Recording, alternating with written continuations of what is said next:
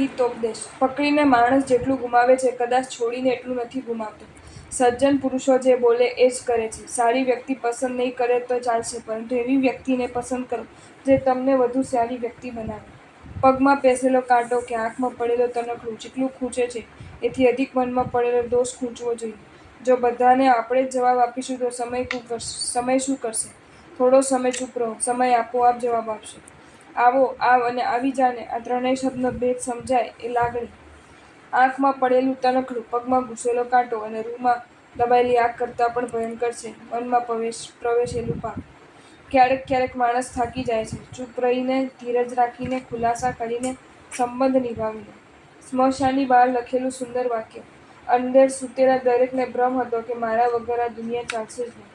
ભૂલ એટલે તમે પ્રયત્ન કર્યો છે, અને સ્ટ્રોંગ રીઝન. જે લોકો તમારી ઈર્ષ્યા કરતા હોય તેવા લોકોને નફરત નહીં કરતા, કેમ કે એ લોકોએ સ્વીકારી લીધું છે કે તમે તેનાથી ખૂબ સારું વ્યક્તિત્વ ધરાવો છો.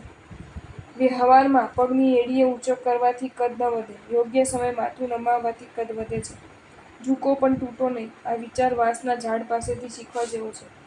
આપણા વિચાર બીજાને વિચારતા કરી દેવા હોવા જોઈએ. ભાઈ, ભાઈબંધ, ભાગીદાર અને ભગવાન, આ ચાર સામે ચાલાકી ન કરવી. આપણે કંઈક બનવું હોય તો પહેલાં બીજાને બનાવવાનું બંધ કરવું પડે.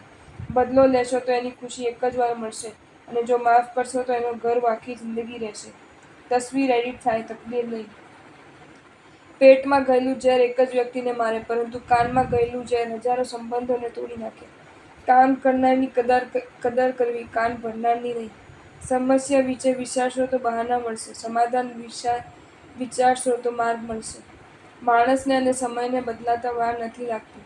ગાંઠ છોડશો તો જ મોકળાશ અને હળવાશ થશે. સમજદાર ઘણા હોય, સમજી શકે એવા ઓછા હોય. ભૂલને છુપાવવાને બદલે સુધારવાનો પ્રયત્ન કરો. સુખી થવું હોય તો પૈસાનું કદી પ્રદર્શન ન કરવું. જીવનમાં ઊંડામાં ઊંડા ઘા પણ રૂંધાઈ જાય છે, પણ જો આપણે તેને ખોતરવાના બંધ કરીએ તો. ઉગતા સૂરજને પૂજવાવાળા ઘણા મળે, આથમતા સૂરજને જોવાવાળા ઘણા મળે.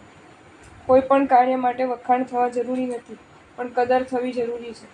જગત પૈસાના અભાવે નહીં, સમજના અભાવે દુઃખી છે. મહેનત જરૂરી છે એટલી જ ધીરજ જરૂરી છે, કારણ કે મળતા વાર લાગે, ગુમાવતા નહીં. લખી રાખો, જે દગો આપીને આવશે તે દગો આપીને જશે. લોકો બદલાઈ નથી જતા, પરંતુ હોય એવા દેખાઈ જાય છે. એક હારથી કોઈ ફકીર નથી બની જતું, અને એક જીતથી કોઈ સિકંદર નથી બની જતું. આપણી વાણી, વર્તન અને વ્યવહારથી બીજા ખુશ રહે એમાં જ આપણી સફળતા છે. બનવું હોય તો સાગર જેવા બનજો. લોકો તમારી ઓકાત માપતા થાકી જાય. સુખ પુણ્ય હશે તેટલું જ મળશે, પણ શાંતિ તો સમજણથી જ મળશે. પોતાની જાતને ઓળખતા થઈ જઈએ, તેને બીજાની ફરિયાદ રહેતી નથી. ખુશ થવું હોય તો વખાણ કરવાવાળા વચ્ચે રહેવું, અને જો પ્રગતિ કરવી હોય તો ટીકા કરવાવાળા વચ્ચે રહેવું. જેટલા વિરોધી વધારે એટલી સફળતા વધારે. વિરોધી હંમેશા મજબૂત રાખવા. સમયની સાથે ચાલવું, સમયની સાથે રહેવું, તેના કરતાં સમયને ઓળખીને ચાલવું વધારે યોગ્ય છે. ભાગ્યને બીજી પેઢી નથી હોતી, અને પુરુષાર્થને આખો વંશ હોય છે. પરસેવાની શાહીથી જે લખે છે ઈરાદાઓ, એમના નસીબના પન્ના કોરા નથી હોતા. જતું કરીને પણ જો શાંતિ ન મળે તો જતા કરી દેવા. લોકો પરિશ્રમનું નહીં પણ પરિણામનું સન્માન કરે છે. અંતે સમય બધું બતાવી દે છે, કોણ શું હતું ને આપણે શું સમજતા હતા. મિત્ર, પુસ્તક, રસ્તો અને વિચાર યોગ્ય ન હોય તો ભટકાવી દે, અને યોગ્ય હોય તો જીવન બનાવી દે. શ્વાસ પૂરા થઈ જાય અને ઈચ્છાઓ બાકી રહી જાય તે મૃત્યુ છે, અને શ્વાસ બાકી રહે અને ઈચ્છાઓ પૂરી થઈ જાય તે મોક્ષ છે. આધાર એ જ બની શકે જે દિલથી સદ્ધર હોય. આધાર શોધો નહીં, આધાર બનો. પાયાના પથ્થરે દબાઈ જવું પડતું હોય છે, પણ ઇમારત એનાથી જ ટકતી હોય છે.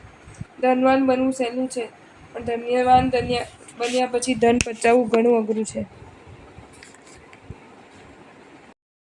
જો તમને આ વિડીયો ગમ્યો હોય તો આ વિડીયોને લાઇક કરો અને શેર કરો, અને આવા જ નવા વિડીયો જોવા માટે જૈન ફેક્ટ્સ એન્ડ સ્ટોરીઝની ચેનલને સબસ્ક્રાઇબ કરો. ધન્યવાદ.